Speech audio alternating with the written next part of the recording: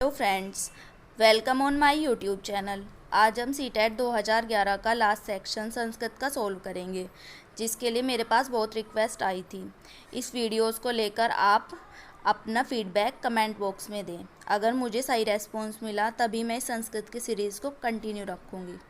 मैंने सीटेट 2 बार क्वालिफाई किया है, 2019 में जुलाई और दिसंबर में, जिसमें मैंने सेकेंड लैंग्वेज संस्कृत ली थी और मुझे जुलाई के सीटेट में 29 मार्क्स और दिसंबर के सीटेट में 27 मार्क्स मिले हैं।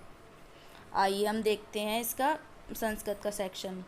इस संस्कृत के सेक्शन में सबसे पहले आपको एक पैराग्राफ मिलेगा। इस पैराग्राफ को आपको पूरा नहीं पढ़ना है, सिर्फ क्वेश्चंस पर ध्यान देना है, क्योंकि अगर आप इसको पूरा पढ़ने बैठ गए तो टाइम बहुत वेस्ट होगा और हमारे पास उतना टाइम नहीं होता। टाइम को मैनेज करके चलना पड़ता है, क्योंकि सीटेट में बड़े बड़े क्वेश्चंस आते हैं, इसलिए हमें उन्हें अंडरस्टैंड करने के लिए और पढ़ने के लिए टाइम देना पड़ता है। तो हम पहले क्वेश्चन देखेंगे। अश्याम कथायाम कयो मध्य संभाषणम प्रवर्तम, यानी कि इस कथा का भाषण किन के बीच में हुआ है। अब हम देखेंगे पैराग्राफ की तरफ कि इसमें कुछ ऐसे वर्ड्स देखेंगे कि कौन दो बोलते हुए दिखाई दे रहे हैं। अब हम इसमें देखेंगे कुक्कुर ब्रुते, यानी कि कुत्ता बोल रहा है इसमें, और गधे गर्दभे सकोम्पा, यानी कि इसमें गधा भी बोल रहा है। तो ये संभाषण किन के बीच में हुई है बातचीत? ये हुई है गधे और कुक्कर के बीच में, यानी कि गधे और कुत्ते के बीच में।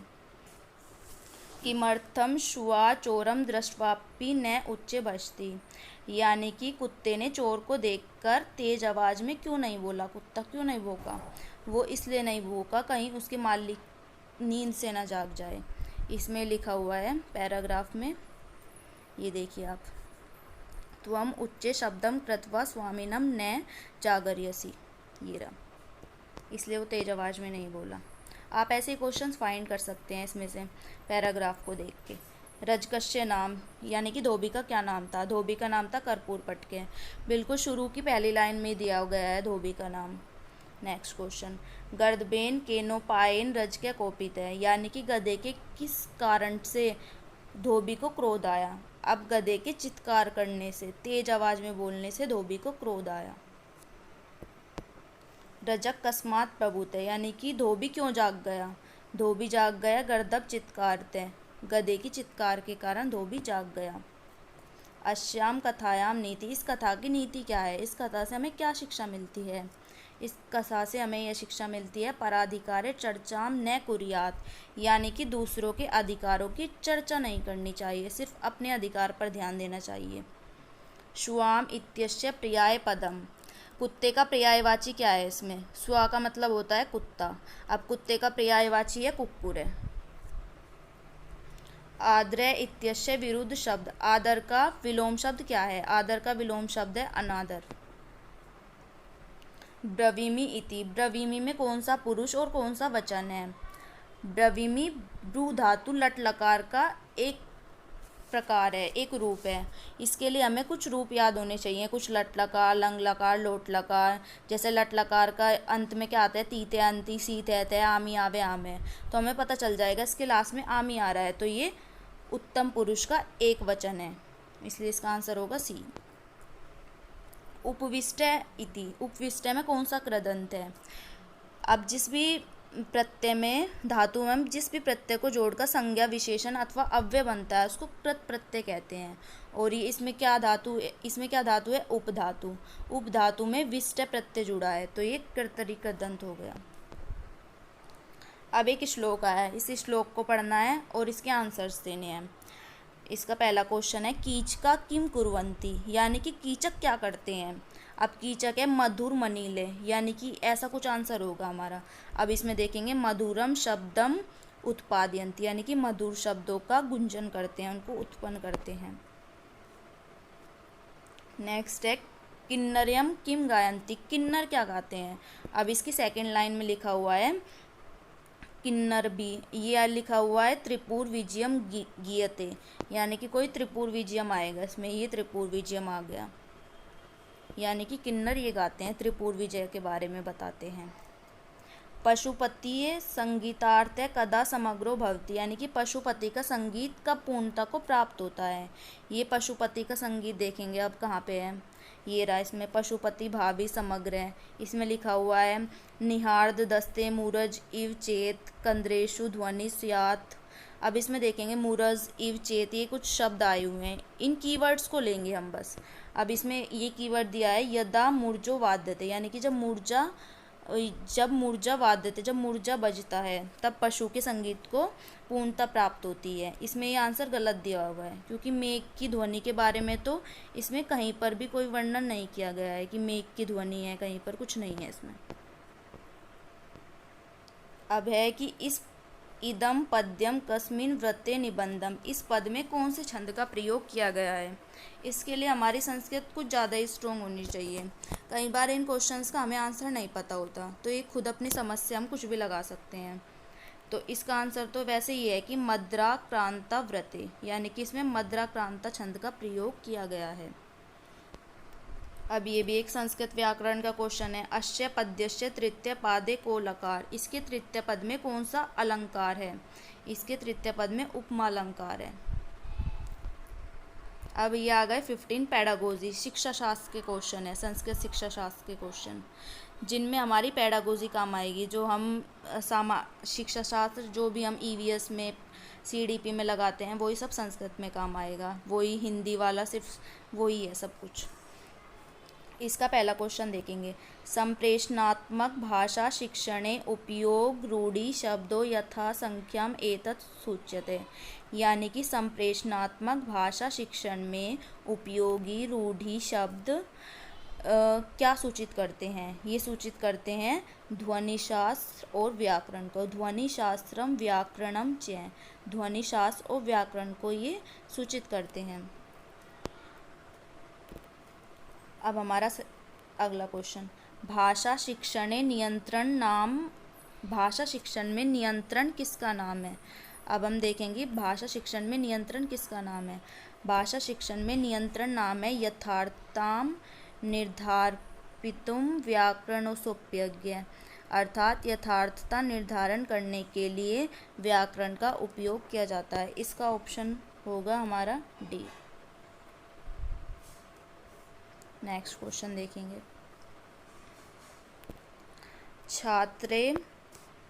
छात्रे कृता सर्वे भाषा दोषा अध्यापकेन नैव शोधनीया यते, यानी कि छात्रों द्वारा किया गया जो भी भाषा दोष है अध्यापक को उसमें सुधार लाना चाहिए। क्यों, यते मीन्स क्यों लाना चाहिए, क्योंकि प्रायो दोषा भाषा अवबोधनम सूचयन्ति, क्योंकि प्राय जो भी भाषा के दोष हैं वे भाषा के बोध को बताते हैं कि हमने क्या ज्ञान ग्रहण किया है। इसलिए जो भी अध्यापक है उसे छात्रों के भाषा दोष में सुधार करना चाहिए। शिक्षा संबंध मूलभूताधिकार संविधान श्यानेन परिष्करणेन कार्यान्विकृत है, यानी कि शिक्षा के संबंध में मूल अधिकार संविधान के किस संशोधन से लिया गया है। ये क्वेश्चन तो जनरल क्वेश्चन है, इसमें तो हम वैसे बता देंगे कि ये 86वें संविधान संशोधन से लिया गया है, लेकिन अब हमें इसमें ये देखना होगा कि 86, यानी कि संस्कृत की गिनती आनी चाहिए इसके लिए हमें। अब हम देखेंगे कि 86वां कौन सा संविधान संशोधन है। ये है बी, संविधानस्य षडशीतित मेन परिष्करणेन, षडशीति का मतलब होता है 86। अगला, उच्च प्राथमिक स्तरे पठन कौशलम परीक्षितुम उत्तम उपाय, यानी कि उच्च प्राथमिक स्तर पर पठन कौशल के परीक्षण का उत्तम उपाय क्या है।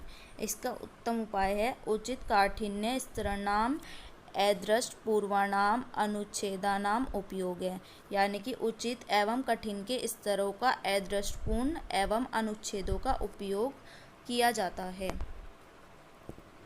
छात्राणाम स्वायत्ततां प्रोन्नतिकृतु परिणामकारीषु मार्गेषु एक, यानी कि छात्रों को अपनी उन्नति करने के लिए, छात्रों की उन्नति का एक मार्ग क्या है, छात्रों की उन्नति के लिए हमें क्या करना चाहिए। इसके लिए ये है कि परिप्रश्नम क्रतु छात्राणाम प्रोत्साहनम, यानी कि छात्रों को प्रश्न पूछे जाने के लिए प्रोत्साहित करना चाहिए। अगर छात्र प्रश्न पूछेंगे तो उनका दिमाग चलता रहेगा और जैसे जैसे वे प्रश्न पूछते रहेंगे उनसे उसके उत्तर मिलेंगे, फिर उन उत्तरों के आगे कुछ खोजेंगे वे। इस तरह से वे अपना विकास कर सकते हैं, अपनी उन्नति कर सकते हैं, आगे बढ़ सकते हैं। रचनात्मक आकलनस्य प्रधानोद्देश्य, यानी कि रचनात्मक आकलन का प्रधान उद्देश्य क्या है। रचनात्मक आकलन का प्रधान उद्देश्य होता है बोधाध्यानोत्तीकरणम, यानी कि बोध के यानी कि ज्ञान के अध्ययन की उन्नति करना ही रचनात्मक आकलन का प्रमुख उद्देश्य होता है। व्याकरण बोधनस्योत्तम उपाय, यानी कि व्याकरण का बोध करने के लिए सबसे उत्तम उपाय क्या है। इसका उत्तम उपाय है व्याकरण कार्याणाम एकीकृतो उपयोग है, यानी कि व्याकरण के ज्ञान के लिए क्रियात्मक व्याकरण की एकीकृत उपयोग अनिवार्य है। छात्र को उसका ज्ञान होना चाहिए। अगर उसे व्याकरण को जानना है, उसको समझना है, तो उसे उसका प्रयोग करना पड़ेगा, क्रियात्मक प्रयोग। नेक्स्ट, भाषा अध्ययन आकलने च विभागय नाम है। अभी विभागय क्या होता है, पोर्टफोलियो। इसको हमें याद रखना पड़ेगा क्योंकि फेमस वर्ड है और इससे रिलेटेड क्वेश्चंस अक्सर सीटेट में पूछे जाते हैं। यानी कि भाषा अध्ययन में पोर्टफोलियो क्या कहा जाता है। पोर्टफोलियो क्या होता है, जिसमें छात्रों की एक प्रोफाइल होती है, जिसमें छात्रों का कार्य का एक कलेक्शन होता है। उसमें उसकी प्रगति को दिखाया जाता है कि उसने क्या क्या प्रगति की, वो कैसे चल रहा है। तो छात्राया कालिके कार्य संग्रह ये तस्या प्रगति दृश्यते, यानी कि छात्रों का समय अनुसार जो भी कार्य किए हैं उनका संग्रह होता है और उसमें उसकी प्रगति को दिखाया जाता है। यही पोर्टफोलियो होता है।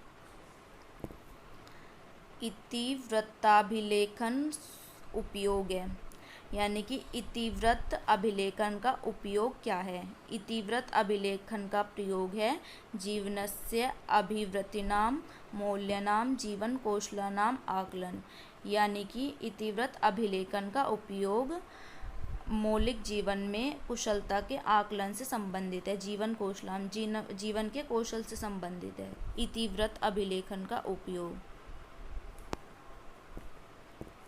अगला क्वेश्चन, पाठ्यस्य सवेग परिसर्पणाम, यानी कि पाठ में संवेग परिसर्पण का नाम क्या होता है। ये नाम होता है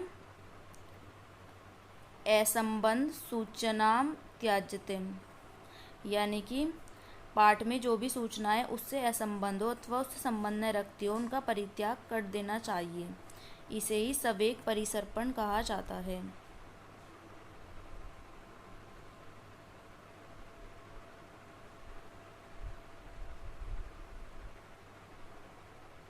नेक्स्ट क्वेश्चन, कक्ष्यानां शिक्षिका विविधानाम उपायानाम प्रक्रियाश एदर्थम उपयोजति, यानी कि कक्षा में शिक्षिका अनेक प्रकार के उपायों और प्रक्रियाओं को प्रयोग करती है। इसका उद्देश्य क्या होता है, क्यों करती है वो, क्योंकि विविध छात्र प्रकाराणाम आवश्यकताम पूर्यति। कक्षा में शिक्षिका अनेक प्रकार के उपायों का प्रयोग इसलिए करती है क्योंकि कक्षा में अनेक प्रकार के छात्र होते हैं और उन सबकी आवश्यकताओं को पूरा करने के लिए ही शिक्षिका ऐसे प्रयोग करती है।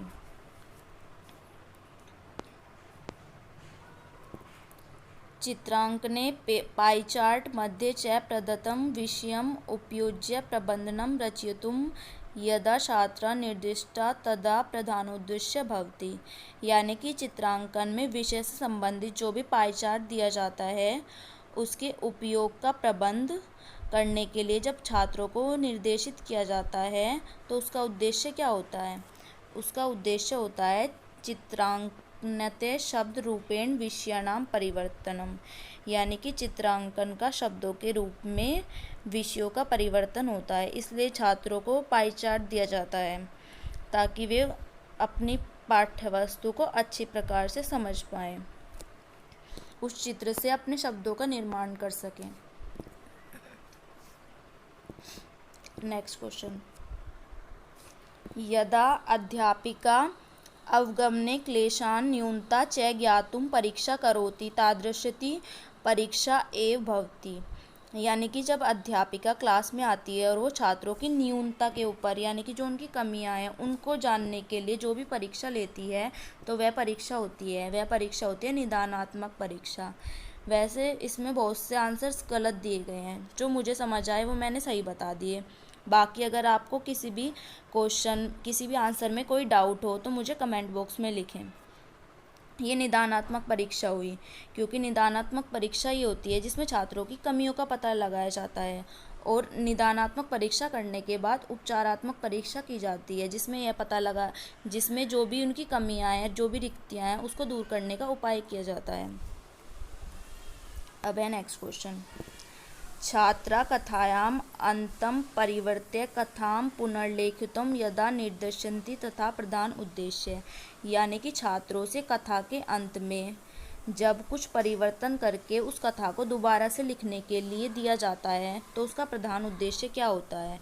यानी कि जब हमने किसी को, स्टूडेंट को कोई भी हमने स्टोरी सुना दी और लास्ट में उसको बोला कि इस कथा को दोबारा से अपने शब्दों में लिखो, इस प्रकार का हमने उनको इंस्ट्रक्ट कर दिया, तो इसका मोटिव क्या होगा। इसका मोटिव होगा छात्र सृजनात्मक वर्धनम, यानी कि छात्रों की सृजनात्मकता का बढ़ाना, यानी कि वो उसमें क्या नया करते हैं, क्या अपने शब्दों को लिखते हैं, ये होता है उसका आंसर। 146 का आंसर अगर आपको गलत लगे, क्योंकि मुझे इसके आंसर में डाउट है, मुझे इसका आंसर सेकंड भी लग रहा है, तो आप अपना उत्तर कमेंट बॉक्स में करें कि इसका आंसर बी होना चाहिए या फिर सी होना चाहिए। अगर आपको मेरा प्रयास अच्छा लगा हो तो मेरी वीडियो को लाइक करें, शेयर करें एंड सब्सक्राइब करें। Thank you everyone, thank you.